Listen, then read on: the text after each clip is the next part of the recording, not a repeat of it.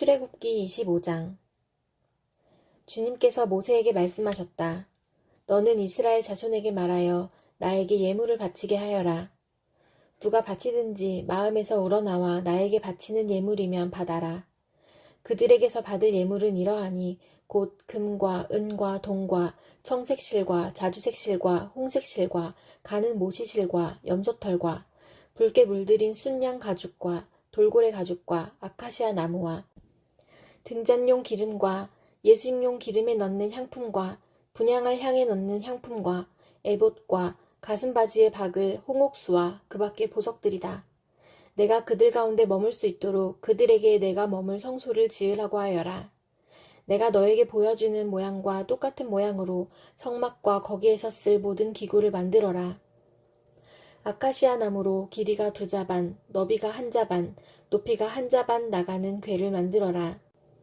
순금으로 그 안팎을 입히고 그 둘레에는 금테를 둘러라. 금고리 4개를 만들어서 그 밑에 내 모퉁이에 달되 한쪽에 고리 2개, 다른 한쪽에 고리 2개를 달아라. 그리고 아카시아 나무로 채를 만들어서 금을 입혀라.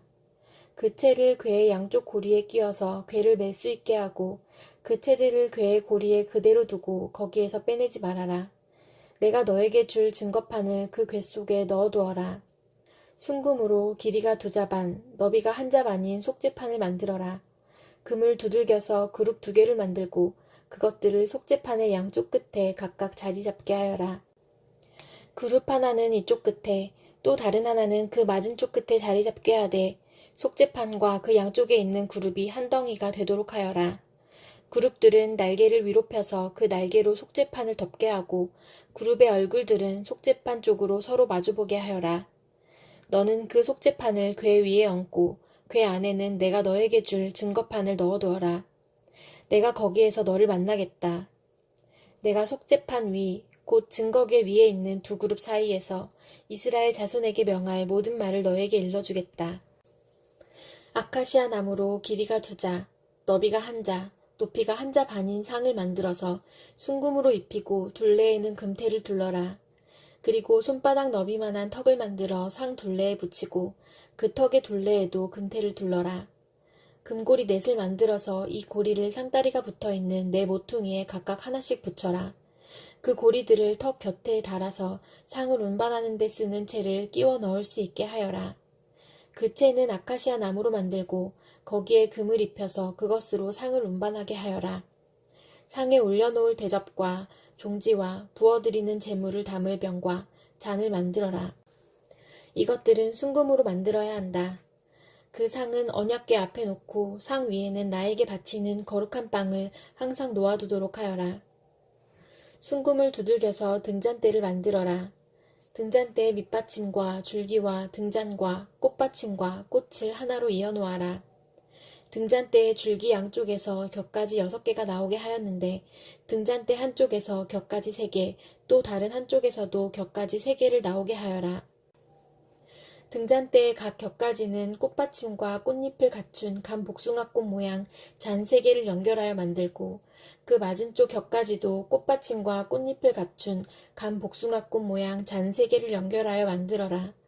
등잔대의 줄기에서 나온 곁가지 6개를 모두 이와 같이 만들어라. 등잔대 줄기는 꽃받침과 꽃잎을 갖춘 간 복숭아꽃 모양 잔 4개를 쌓아놓은 모양으로 만들어라. 그리고 등잔대의 맨 위에 있는 좌우 2 곁가지가 줄기에서 뻗어날 때에는 밑에서 3번째에 놓인 꽃받침에서 뻗어나게 하고 그 아래에 있는 좌우 2 곁가지가 줄기에서 뻗어날 때에는 밑에서 2번째에 놓인 꽃받침에서 뻗어나게 하고 그리고 맨 아래에 있는 좌우 2 곁가지가 줄기에서 뻗어날 때에는 맨 아래에 놓인 꽃받침에서 뻗어나게 하여 6 곁가지를 줄기와 연결시켜서 한 덩이를 만들어라. 이렇게 등잔대의 줄기에서 좌우로 곁가지가 나오게 하여라. 등잔대 줄기의 꽃받침에 연결된 곁가지들은 모두 순금을 두들겨 만들되 전체를 하나로 이어놓아라. 등잔 7개를 만들어서 그것을 등잔대 위에 올려놓아 앞을 밝게 비추도록 하여라. 등잔불 집게와 불똥 그릇도 순금으로 만들어라. 등잔대와 이 모든 기구를 순금 1달란트로 만들어라. 이 모든 것을 내가 이 산에서 너에게 보여준 모양 그대로 만들도록 하여라. 요한복음 4장. 요한보다 예수께서 더 많은 사람을 제자로 삼고 세례를 주신다는 소문이 바리새파 사람들의 귀에 들어간 것을 예수께서 하셨다. 사실은 예수께서 직접 세례를 주신 것이 아니라 그 제자들이 준 것이다. 예수께서는 유대를 떠나 다시 갈릴리로 가셨다. 그렇게 하려면 사마리아를 거쳐서 가실 수밖에 없었다. 예수께서 사마리아에 있는 수가라는 마을에 이르셨다. 이 마을은 야곱이 아들 요셉에게 준 땅에서 가까운 곳이며 야곱의 우물이 거기에 있었다. 예수께서 길을 가시다가 피로하셔서 우물가에 앉으셨다. 때는 오정쯤이었다. 한 사마리아 여자가 물을 기르러 나왔다. 예수께서 그 여자에게 마실 물을 좀 달라고 말씀하셨다. 제자들은 먹을 것을 사러 동네에 들어가서 그 자리에 없었다. 사마리아 여자가 예수께 말하였다. 선생님은 유대 사람인데 어떻게 사마리아 여자인 나에게 물을 달라고 하십니까? 유대 사람은 사마리아 사람과 상종하지 않기 때문이다. 예수께서 그 여자에게 대답하셨다. 내가 하나님의 선물을 알고 또 너에게 물을 달라는 사람이 누구인지를 알았더라면 도리어 내가 그에게 청하였을 것이고 그는 너에게 생수를 주었을 것이다. 여자가 말하였다. 선생님, 선생님에게는 두레박도 없고 이 우물은 깊은데 선생님은 어디에서 생수를 구하신다는 말입니까? 선생님이 우리 조상 야곱보다 더 위대하신 분이라는 말입니까? 그는 우리에게 이 우물을 주었고 그와 그 자녀들과 그 가축까지 다 이 우물의 물을 마셨습니다. 예수께서 말씀하셨다. 이 물을 마시는 사람은 다시 목마를 것이다. 그러나 내가 주는 물을 마시는 사람은 영원히 목마르지 아니할 것이다. 내가 주는 물은 그 사람 속에서 영생에 이르게 하는 샘물이 될 것이다. 그 여자가 말하였다. 선생님, 그 물을 나에게 주셔서 내가 목마르지도 않고 또 물을 기르러 여기까지 나오지도 않게 해주십시오. 예수께서 그 여자에게 말씀하셨다. 가서 내 남편을 불러오너라. 그 여자가 대답하였다. 나에게는 남편이 없습니다. 예수께서 여자에게 말씀하셨다. 남편이 없다고 한 말이 옳다. 너에게는 남편이 5이나 있었고 지금 같이 살고 있는 남자도 내 남편이 아니니 바로 말하였다. 여자가 말하였다. 선생님, 내가 보니 선생님은 예언자이십니다. 우리 조상은 이 산에서 예배를 드렸는데 선생님네 사람들은 예배드려야 할 곳이 예루살렘에 있다고 합니다. 예수께서 말씀하셨다. 여자여, 내 말을 믿어라. 너희가 아버지께 이 산에서 예배를 드려야 한다거나 예루살렘에서 예배를 드려야 한다거나 하지 않을 때가 올 것이다. 너희는 너희가 알지 못하는 것을 예배하고 우리는 우리가 아는 분을 예배한다. 구원은 유대 사람들에게서 나기 때문이다. 참되게 예배를 드리는 사람들이 영과 진리로 아버지께 예배를 드릴 때가 온다. 지금이 바로 그때이다. 아버지께서는 이렇게 예배를 드리는 사람들을 찾으신다. 하나님은 영이시다. 그러므로 하나님께 예배를 드리는 사람은 영과 진리로 예배를 드려야 한다. 여자가 예수께 말했다. 나는 그리스도라고 하는 메시아가 오실 것을 압니다. 그가 오시면 우리에게 모든 것을 알려주실 것입니다. 예수께서 말씀하셨다. 너에게 말하고 있는 내가 그다. 이때의 제자들이 돌아와서 예수께서 그 여자와 말씀을 나누시는 것을 보고 놀랐다. 그러나 예수께 웬일이십니까 하거나 어찌하여 이 여자와 말씀을 나누고 계십니까 하고 묻는 사람이 한 사람도 없었다. 그 여자는 물동이를 버려두고 동네로 들어가서 사람들에게 말하였다. 내가 한 일을 모두 알아맞히신 분이 계십니다. 와서 보십시오. 그분이 그리스도가 아닐까요? 사람들이 동네에서 나와서 예수께로 갔다. 그러는 동안에 제자들이 예수께 랍비님 잡수십시오 하고 권하였다. 그러나 예수께서는 그들에게 말씀하시기를 나에게는 너희가 알지 못하는 먹을 양식이 있다 하셨다. 제자들은 누가 잡수실 것을 가져다 드렸을까 하고 서로 말하였다. 예수께서 그들에게 말씀하셨다. 나의 양식은 나를 보내신 분의 뜻을 행하고 그분의 일을 이루는 것이다. 너희는 넉 달이 지나야 추수 때가 된다고 하지 않느냐. 그러나 나는 너희에게 말한다. 눈을 들어서 밭을 보아라. 이미 곡식이 익어서 거둘 때가 되었다. 추수하는 사람은 품삯을 받으며 영생에 이르는 열매를 거두어들인다. 그리하면 씨를 뿌리는 사람과 추수하는 사람이 함께 기뻐할 것이다. 그러므로 한 사람은 심고 한 사람은 거둔다는 말이 옳다. 나는 너희를 보내서 너희가 수고하지 않은 것을 거두게 하였다.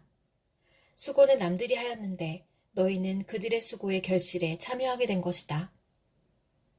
그 동네에서 많은 사마리아 사람이 예수를 믿게 되었다. 그것은 그 여자가 자기가 한 일을 예수께서 다 알아맞히셨다고 증언하였기 때문이다. 사마리아 사람들이 예수께 와서 자기들과 함께 머무시기를 청하므로 예수께서는 이틀 동안 거기에 머무르셨다. 그래서 더 많은 사람들이 예수의 말씀을 듣고서 믿게 되었다. 그들은 그 여자에게 말하였다. 우리가 믿는 것은 이제 당신의 말 때문만은 아니요. 우리가 그 말씀을 직접 들어보고 이분이 참으로 세상의 구주이심을 알았기 때문이요. 이틀 뒤에 예수께서는 거기를 떠나서 갈릴리로 가셨다. 예수께서 친히 밝히시기를 예언자는 자기 고향에서는 존경을 받지 못한다 하셨다. 예수께서 갈릴리에 도착하시니 갈릴리 사람들이 예수를 환영하였다. 그들도 명절을 지키러 예루살렘에 갔다가 예수께서 거기서 하신 모든 일을 보았기 때문이다. 예수께서 또다시 갈릴리 가나로 가셨다. 그곳은 전에 물로 포도주를 만드신 곳이다. 거기에 왕의 신하가 한 사람 있었는데 그의 아들이 가버나움에서 앓고 있었다.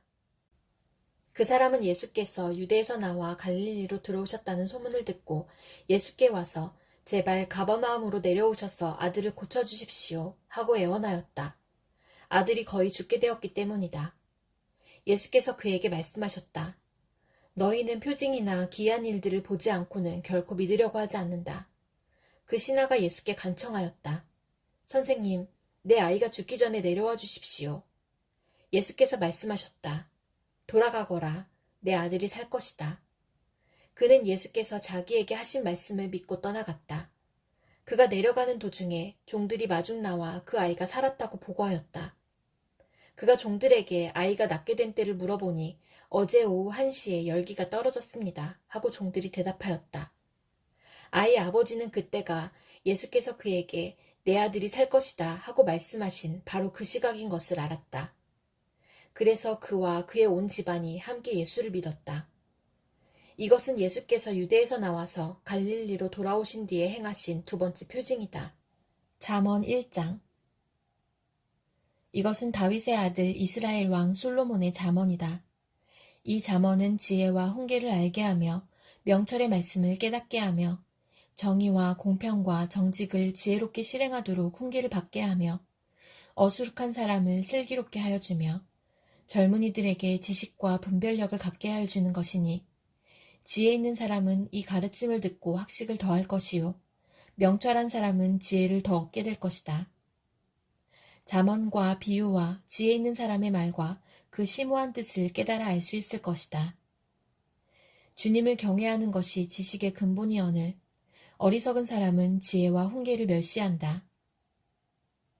아이들아, 아버지의 훈계를 잘 듣고 어머니의 가르침을 저버리지 말아라. 진정 이것은 머리에 쓸 아름다운 관이요 너의 목에 걸 목걸이이다. 아이들아, 악인들이 너를 꾀더라도 따라가지 말아라. 그들이 너에게 이렇게 말할 것이다. 함께 가서 숨어 기다렸다가 이유를 묻지 말고 죄 없는 사람을 죽이자. 스올처럼 그들을 산채로 삼키고 무덤이 사람을 통째로 삼키듯이 그들을 통째로 삼키자. 우리는 온갖 값진 것을 얻게 될 것이며 빼앗은 것으로 우리의 집을 가득 채우게 될 것이다. 너도 우리와 함께 제비를 뽑고 우리 사이에 돈주머니는 하나만 두자. 아이들아, 그들이 이렇게 말하더라도 너는 그들과 함께 다니지 말고 내 발을 그들이 가는 길에 들여놓지 말아라. 그들의 발은 악으로 치다르며 피 흘리는 일을 서두르기 때문이다. 무릇 새가 보는 앞에서 그물을 치는 것은 헛수고이겠거늘 그들이 가만히 엎드려서 지키고 있으니 제 피나 흘릴 뿐이요 숨어서 기다리고 있으니 제 목숨이나 잃을 뿐이다. 무릇 부당한 이득을 탐하는 자의 길은 다 이러하니 재물이 목숨을 빼앗는다. 지혜가 길거리에서 부르며 광장에서 그 소리를 높이며 시끄러운 길머리에서 외치며 성문 어귀와 성 안에서 말을 전한다. 어수룩한 사람들아, 언제까지 어수룩한 것을 좋아하려느냐? 비웃는 사람들아, 언제까지 비웃기를 즐기려느냐? 미련한 사람들아, 언제까지 지식을 미워하려느냐? 너희는 내 책망을 듣고 돌아서거라. 보아라, 내가 내 영을 너희에게 보여주고 내 말을 깨닫게 해주겠다. 그러나 너희는 내가 불러도 들으려고 하지 않고 내가 손을 내밀어도 거들떠보려고도 하지 않았다. 도리어 너희가 내 모든 충고를 무시하며 내 책망을 받아들이지 않았으니 너희가 재앙을 만날 때에 내가 비웃을 것이며 너희에게 두려운 일이 닥칠 때에 내가 조롱하겠다. 공포가 광풍처럼 너희를 덮치며 재앙이 폭풍처럼 너희에게 밀려오며 고난과 고통이 너희에게 밀어닥칠 때에 그때야 나를 애타게 부르겠지만 나는 대답하지 않겠고 나를 애써 찾을 것이지만 나를 만나지 못할 것이다. 이것은 너희가 깨닫기를 싫어하며 주님 경외하기를 즐거워하지 않으며 내 충고를 받아들이지 않으며 내 모든 책망을 업신여긴 탓이다. 그러므로 그런 사람은 제가 한 일의 열매를 먹이며 제 꾀에 배부를 것이다. 어수룩한 사람은 내게 등을 돌리고 살다가 자기를 죽이며 미련한 사람은 안일하게 살다가 자기를 멸망시키지만 오직 내 말을 듣는 사람은 안심하며 살겠고 재앙을 두려워하지 않고 평안히 살 것이다. 고린도후서 13장. 나는 지금 세 번째로 여러분을 방문하려고 합니다. 모든 소송 사건은 두세 증인의 말을 근거로 하여 결정지어야 합니다. 내가 두 번째로 여러분을 방문하였을 때에 전에 범죄한 사람들과 또 그 밖의 모든 사람에게 이미 말한 바와 같이 지금 떨어져 있으면서도 다시 말하여 둡니다. 내가 이번에 다시 가면 그러한 사람들을 그냥 두지 않겠습니다. 여러분은 그리스도께서 내 안에서 말씀하고 계시다는 증거를 구하고 있으니 말입니다. 그리스도는 여러분에게 약하신 분이 아닙니다. 그는 여러분 가운데서 능력을 떨치시는 분입니다. 그분은 약하셔서 십자가에 못 박혀 죽으셨지만 하나님의 능력으로 살아계십니다. 우리도 그분 안에서 약합니다마는 하나님의 능력으로 그분과 함께 살아나서 여러분을 대할 것입니다. 여러분은 자기가 믿음 안에 있는지를 스스로 시험해보고 스스로 검증해 보십시오. 여러분은 예수 그리스도께서 여러분 안에 계시다는 것을 알지 못합니까? 모른다면 여러분은 실격자입니다. 그러나 나는 우리가 실격자가 아니라는 것을 여러분이 알게 되기를 바랍니다. 우리는 여러분이 악을 저지르지 않게 되기를 하나님께 기도합니다. 그것은 우리가 합격자임을 드러내려는 것이 아니라 우리는 실격자인 것처럼 보일지라도 여러분만은 옳은 일을 하게 하려고 하는 것입니다. 우리는 진리를 거슬러서는 아무것도 할 수 없고 오직 진리를 위해서만 무언가 할 수 있습니다. 우리는 약하더라도 여러분이 강하면 그것으로 우리는 기뻐합니다. 우리는 여러분이 완전하게 되기를 기도합니다. 내가 떠나 있는 동안에 이렇게 편지를 하는 것은 내가 가서 주님께서 주신 권한을 가지고 사건들을 처리할 때에 너무 엄하게 대할 필요가 없게 하려는 것입니다. 이 권위는 여러분을 넘어뜨리라고 주신 것이 아니라 세우라고 주신 것입니다. 끝으로 말합니다. 형제자매 여러분, 기뻐하십시오. 온전하게 되기를 힘쓰십시오. 서로 격려하십시오. 같은 마음을 품으십시오. 화평하게 지내십시오. 그리하면 사랑과 평화의 하나님께서 여러분과 함께 하실 것입니다. 거룩한 입맞춤으로 서로 인사하십시오. 모든 성도가 여러분에게 문안합니다. 주 예수 그리스도의 은혜와 하나님의 사랑과 성령의 사귐이 여러분 모두와 함께하기를 빕니다.